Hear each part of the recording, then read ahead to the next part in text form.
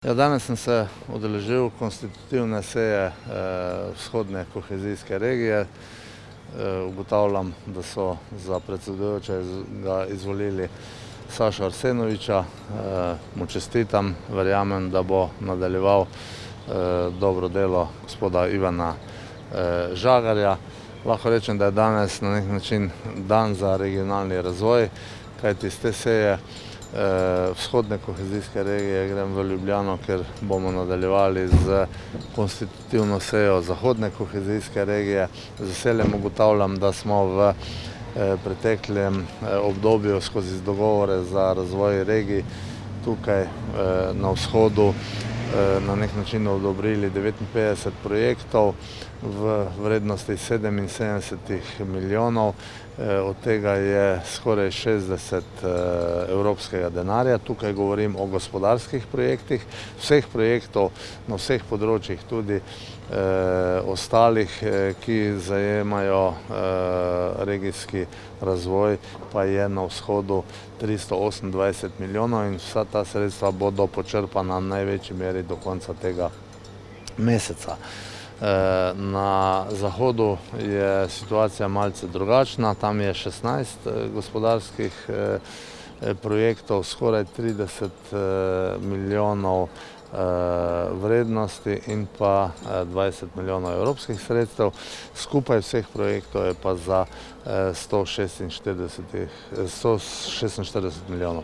Jaz verjamem, da je ta regionalni razvoj na temelju dogovorov za razvoj regij v preteklosti dal rezultate, ki so pač naš razvoj naredile bolj skladen. Zato se veselim prihodnjega obdobja, ker bomo imeli za obe regiji na razpolago iz različnih virov kar nekaj sredstev še. Lahko rečem, da bo sicer iz Evropskega sklada za regionalni razvoj na razpolago 1,5 milijarde, iz Evropskega socialnega sklada pa nekaj manj kot 500 milijonov evrov.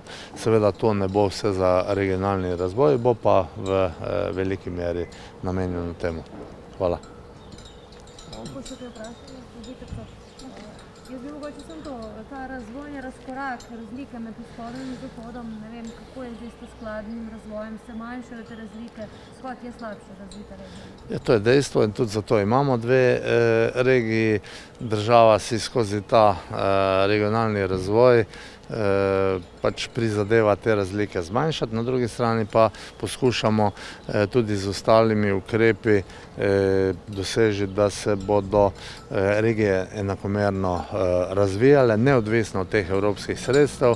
Pripravljamo zakonodajo, s katero poskušamo dodatne spodbude dosežiti na obmejnih problemskih območjih in pa pripravljamo dopolnitve zakona, s katerimi želimo spodbuditi tuje in pa domače investitorje za investicije na teh področjih, kajti zavedamo se, da je potrebno ustvarjati nova ustrezno plačana delovna mesta, ki bodo temelj za to, da se bodo mladi odločali za življenje tukaj, ker bodo imeli ustrezno plačano delovno mesto, ker bodo imeli pogoje za ustvariti družino in pogoje za ustvariti svojo poslovno kariero.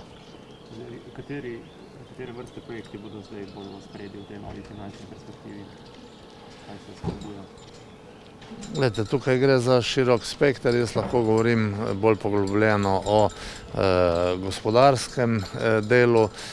Najprej z veseljem ugotavljam, da smo ta načrt ali pa sklad za obnovo in razvoj pripravili, ga poslali Evropski komisiji. Znotraj tega smo izkoristili vsa nepovratna sredstva in od tega je za gospodarstvo na voljo nekaj čez 420 milijonov nepovratnih sredstev, nekaj več od tega povratnih. Vendar tukaj opozarjam, da smo se odločili, da se ne zadolžujemo z povratnimi sredstvi preko evropskih fondov, zato ker je v tem trenutku kondicija države tako dobra, da lahko povratna sredstva na prostem trgu dobimo ceneje, kot pa so bila v tem paketu, in tu je razlog, da smo se odločili za ta pristop, ki je za državo in pa potem za vlaganja lažji in boljši. Hvala. Hvala lepa.